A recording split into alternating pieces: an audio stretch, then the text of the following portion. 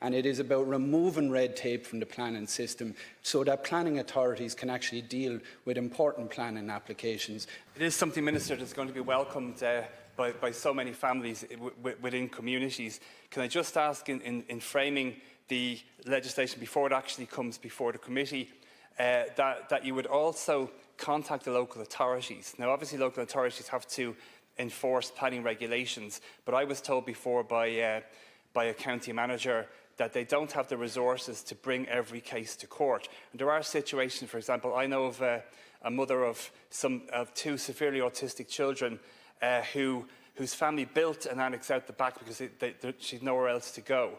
And a local authority has issued enforcement proceedings to tear the whole structure down. So if you could issue guidelines to say to go easy until the legislation comes in, then there may be an opportunity to apply retrospectively for retention in situations like that, because we're talking about people living real lives with serious consequences if they have to tear down these types, and they'll end up in a homeless hub, and that's not appropriate. So any help you can give in that regard would be appreciated. Your comments, but for the avoidance of doubt, unless explicitly exempted, you know, the rules are the rules around planning. We have indicated our intention to bring forward this proposal. We haven't set out the exact parameters of that.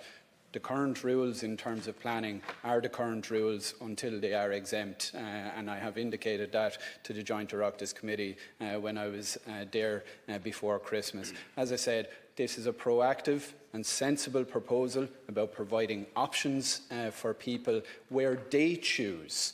And who is anybody in this chamber or anywhere else to tell somebody that this is not an appropriate option for them if they choose to progress something?